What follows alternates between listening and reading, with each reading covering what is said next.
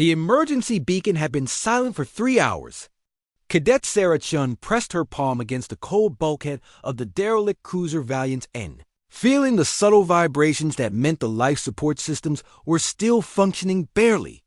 The Corvani fleet had abandoned her here, stranded on what they considered a worthless hulk drifting in the void between star systems.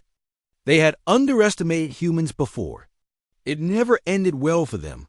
"Stupid lizards," Sarah muttered, her breath forming small clouds in the frigid air.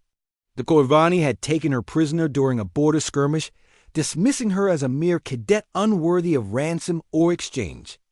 When they discovered this ancient human cruiser floating dead in space, they'd thrown her aboard as a cruel joke let the human die with her own kind's failed technology.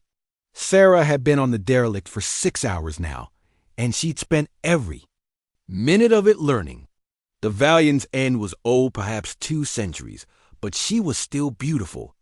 Her corridors stretched for nearly a kilometer, her armor plating was thick as a building, and her weapon systems. Sarah grinned as she made her way through the darkened passages toward the ship's heart. The Corvani had scanned for active power signatures and found none. They hadn't bothered to check if the systems could be reactivated. Human engineering had always prioritized redundancy and field repair capability. Even after 200 years adrift, the Valiant's end had backup systems for her backup systems. Sarah reached the engineering deck and began her work. The emergency lighting cast eerie shadows as she crawled through maintenance tunnels, following conduit maps she'd memorized from her academy training. The Corvani thought humans were weak because they relied on technology, but they misunderstood the relationship entirely. Humans didn't just use their machines, they bonded with them. Her fingers found the manual restart sequences for the fusion reactor. Ancient human naval doctrine required that any ship could be brought back from total power failure by a single trained operator with nothing more than basic tools. Sarah had those tools, and more importantly, she had the desperate fury that only a human could muster when cornered. The reactor hummed to life with a sound like distant thunder. One by one, Sarah brought the ship's systems online. Artificial gravity kicked in with a satisfying thump. The lights flickered, then steadied. Most importantly, the weapons grid began its startup sequence with a low, ominous whine. The Valiant's end had been equipped with 24 particle beam batteries and a full complement of quantum torpedoes. The Corvani fleet was only 50,000 kilometers away, practically point-blank range for weapons of this caliber. Sarah made her way to the bridge, her boots echoing in corridors that hadn't heard footsteps in decades.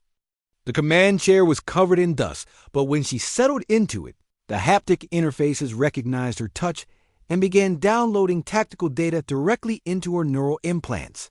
The Corvani flagship Conquest of Stars hung in space like a bloated tick, surrounded by 6 escort vessels.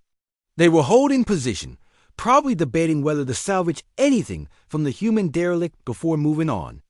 Sarah could see their heat signatures on the tactical display, could track their lazy patrol patterns, could count their weapon emplacements. They had no idea what was coming. Sarah's fingers danced across the control surfaces, bringing targeting systems online and programming firing solutions. The ship's ancient AI core flickered to life, its personality matrix intact after 2 centuries of hibernation. "Welcome aboard, Cadet Chun," the AI said in a voice like aged whiskey. "I am Captain Marcus Webb, commanding officer of the UES Valiant's End. I appear to be somewhat deceased. Status report? Hostile alien fleet, sir. They abandoned me here thinking you were just space junk." The AI chuckled, a sound like grinding gears. How very like aliens to underestimate human engineering, and how very like humans to prove them wrong. "Shall we remind them why our species conquered the stars?" Sarah's grin was sharp as a blade. "Yes, sir. All batteries, prepare to fire."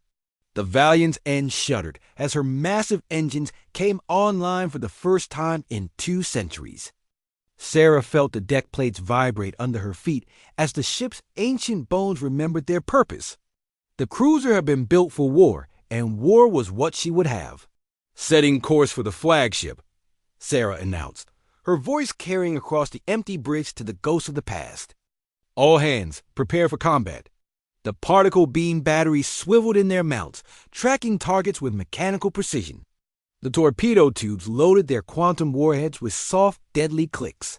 On the tactical display, the Corvani fleet continued their oblivious patrol, unaware that death was bearing down on them at a significant fraction of light speed. Sarah thought of every human who had ever been underestimated by alien species, every cadet who had been dismissed as weak or insignificant, every time their enemies had mistaken human adaptability for frailty. The Corvani were about to learn what humanity's military academies had been teaching for centuries: never leave a human alone with functional technology. Distance to target, 2,000 kilometers and closing. The AI reported. All weapons show green. "We are go for engagement." "Fire," Sarah said simply. The Valiant's N erupted in fury, her batteries speaking with voices of plasma and destruction. The first salvo caught the Corvani completely by surprise, punching through their flagship shields like they were made of paper. Secondary explosions bloomed across the conquest of stars as her reactor containment failed. The escort vessels scrambled to respond, but they were dealing with a ship that had been designed by a species that viewed warfare as engineering with extreme prejudice. The Valiant's end rolled through their formation like a scythe through wheat, her ancient weapon systems functioning with deadly efficiency. When the firing stopped, 7 Corvani vessels had become expanding clouds of superheated debris. Sarah sat back in the command chair, surrounded by the satisfied hum of well-functioning machinery and the approval of digital ghosts. "Course for home, sir?" the AI asked. "Course for home," Sarah confirmed. "And Captain Webb, thank you for the ride." "Thank you for waking me up, Cadet. It's been far too long since this old ship had a proper fight." The Valiant's end turned toward human space, carrying her lone living crew member home with a hold full of salvaged alien technology and a reputation that would make enemies think twice before abandoning another human cadet on what they assumed was a harmless derelict. Humans, after all, had always been exceptionally good at making the impossible merely unlikely.